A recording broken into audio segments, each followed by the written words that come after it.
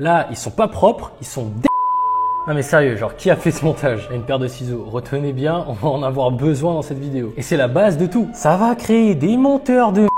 Jutun, c'est qui? Jutun, de son vrai nom, Justine Roy. Et ouais les gars, aujourd'hui c'est une fille. C'est une entrepreneuse qui aide les femmes à se former au community management. Jutun ou Justine, elle habite à... Ouais bon ok, elle est nomade quoi. On peut être citizen world ou... Elle est plutôt active sur sa chaîne, une vidéo semaine. Et cette vidéo-là, les gars, je suis tombé dessus l'autre jour. Je vous jure, j'ai pété un câble. Ça explique aussi pourquoi elle a un lancement aussi lent. Bon, allez, c'est parti. Je travaille entre 2 à 4 heures par jour. J'ai du temps pour profiter de mes proches, de ma famille, de mes amis. Je voyage. J'ai créé cette vidéo pour te donner les 11 habitudes qui me permettent d'être plus productive au quotidien. Et bah forcément, de mettre en place plein de petites habitudes pour être la plus productive et la plus organisée possible. C'est mignon, c'est girly. Sinon, elle parle bien à la cam. Et surtout, les gars, elle va droit au but dans l'intro. Genre, c'est pas un film, quoi.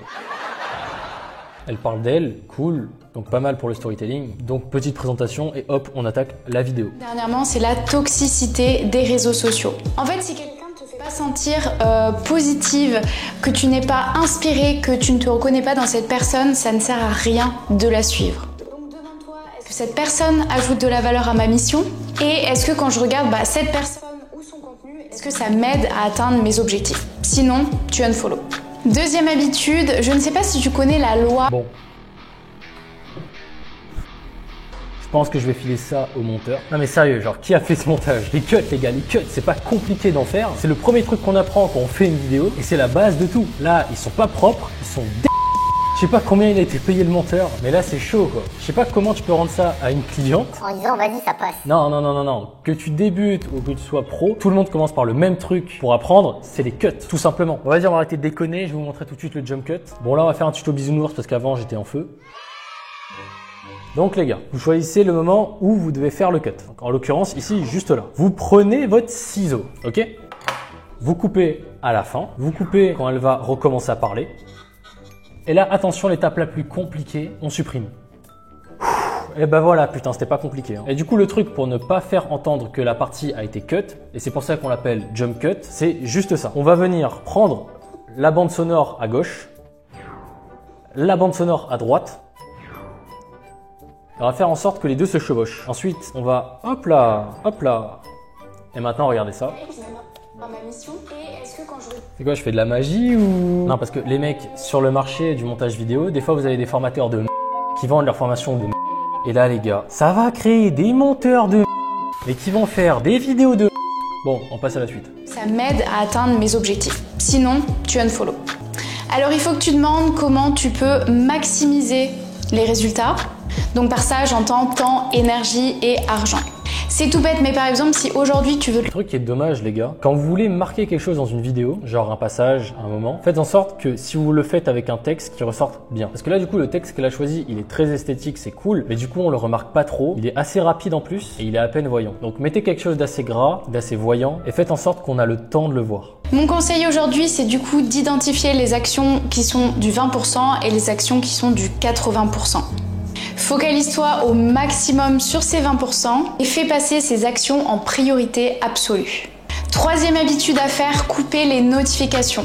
Ça fait... Ok, deux trucs qu'elle peut améliorer. Pour commencer, quand elle annonce les habitudes, elle pourrait compléter ça avec un petit SFX assez sympa. Genre ça, pour mieux marquer le viewer. Ensuite, les zooms. Là, j'ai l'impression en fait qu'ils ont été placés un peu au hasard. Mais non! Mais hasard de dingue! Et pas au bon moment. Les zooms, faut faire vraiment attention parce que c'est la base d'une bonne dynamisation. C'est comme les cuts. On n'en fait pas n'importe où, n'importe comment. Chaque zoom doit être placé au bon endroit pour avoir un meilleur impact. C'est la curiosité. Mais rien que le fait de ne pas avoir de notification sur mon ordinateur, sur mon téléphone, ça me fait gagner un focus inconsidérable. Chaque fois que vous perdez votre concentration sur une autre tâche, il vous faut au moins 20 minutes pour vous recentrer sur la tâche que vous étiez en train de faire. Quatrième habitude. Sinon, je sais pas ce que vous en pensez. On dirait le début d'un mauvais podcast, quoi. Mais je trouve grave à l'aise, moi. Genre, elle est hyper naturelle, trop bien. Le truc qui est dommage, c'est qu'il y a zéro vanne, zéro blague, il y a rien du tout. On ressent strictement rien en regardant la vidéo. Enfin, si, on ressent quelque chose de très corporate, mais le truc, il est pas du tout émotionnel. Les gens, dans ce milieu-là, généralement, ils pensent que c'est hyper important d'avoir quelque chose de très rigide, de très corporate, de très formel. Les gars, on est en 2023. Aujourd'hui, le viewer, il s'attache à la personne dans la vidéo. Vous mettez un Seb ou vous mettez un Squeezie juste à la place de Justine, je vous assure sûr que ça cartonne 4 fois plus. Pourquoi? Parce qu'ils ont une attitude, ils laissent dégager une émotion à travers la vidéo. Parce que là, ça reste quand même très monotone et c'est dommage quoi. N'est pas contre-productif, sauf si tu vas aller directement sur ton smartphone, consommer Instagram, TikTok, etc.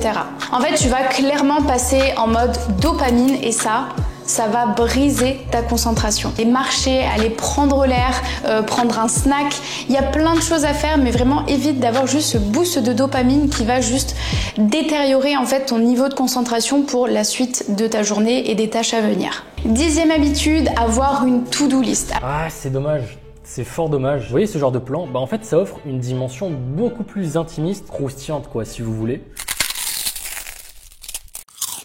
Et accrocheuse surtout. Là, il y en a trop peu, voire pas du tout. J'ai dû en voir peut-être un seul, donc celui-là en fait. Les gars, à ce moment-là, il faut se dire un truc. Le viewer, quand il regarde la vidéo, si vous voulez, c'est un moyen ludique de faire passer un message. Il a envie de se divertir en regardant une vidéo. Il a envie de voir des illustrations, des plans différents, des choses en fait qui vont le faire un peu transporter quoi. En plus, Justine, elle voyage pas mal de ce que j'ai compris. C'est dommage en fait qu'elle a pas intégré plus de plans de elle qui travaille, de elle qui voyage, ou plus de plans d'elle en fait, où elle se filme en train de faire justement ces habitudes-là. Et je peux vous assurer que c'est game changer parce qu'en fait, c'est comme si on va rentrer dans le quotidien de la personne et c'est incroyable. 10e habitude, avoir une to-do list. Alors personnellement, j'ai un agenda où j'ai toute ma to-do list que j'écris la veille pour le lendemain, comme ça je suis sûre de ne rien oublier et je sais exactement à quoi me concentrer le matin quand je commence ma journée de travail.